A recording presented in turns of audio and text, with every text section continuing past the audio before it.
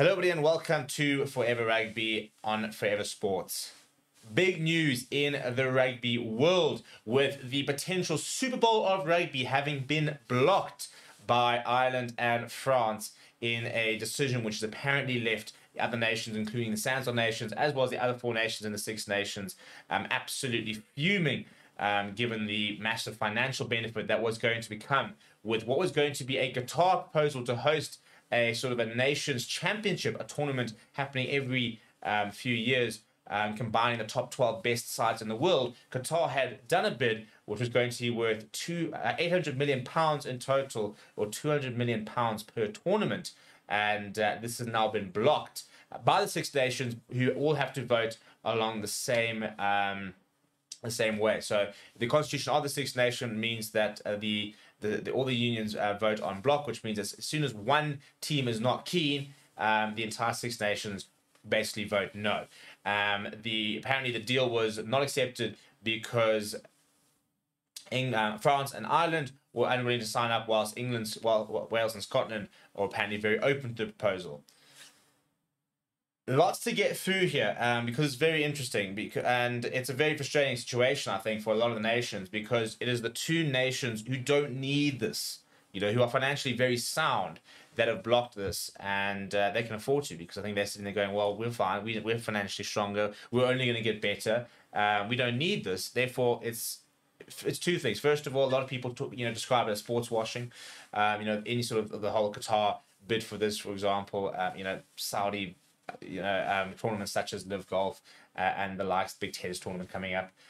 So there's apparently supposed to be this very big sort of a moral compass, where morally, you shouldn't be accepting money from nations where human rights issues are not being addressed, and there are human rights issues.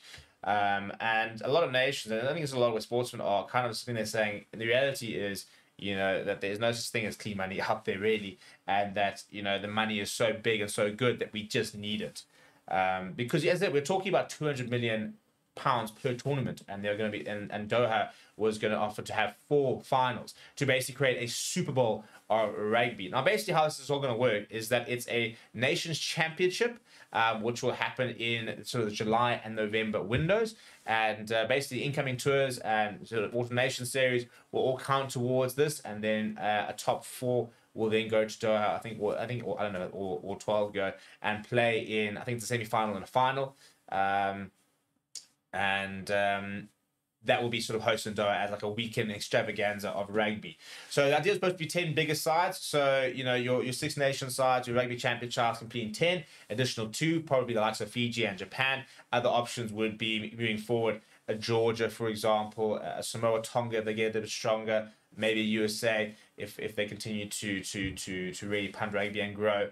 And there was then going to be a second division of a further 12 nations. And the idea was to start in 2026, and then there's going to be promotion relegation sort of after that. So the finals are going to be 2026, 2028, 2030, and 2032, so as not to interfere with Rugby World Cups for a start, as well as British and Irish Lions tours. So you've got to try and factor these various different things in. Now, apparently Sanzar is so unhappy with it that they are seeking millions of pounds in compensation from the Six Nations sides because of the money they're going to lose out. Which I kind of understand. You're sitting there as an SA Rugby who are not financially in a great position, by the way. It's promising. We're operating at I think it's a small loss. Not a small loss because millions of loss, but you can sort of see light in the tunnel in terms of when we start getting money out of the URC, out of the EPCR. That things are looking good for us to eventually become profitable. But a deal like this, does a lot of things for SA Rugby. It gives them license to do more with our structures, which we know we need to. Sevens funding's been cut. Funding for the women's game is not nearly enough. We need to have a big boost in that funding, and this is where a tournament like that can make that big difference. In terms of what's happening with the tournament, a search for a new host is now underway. USA is thought to be a leading option, given the World Cup being there in 2031, and obviously I want to try and grow the sport, so that potentially becomes an option.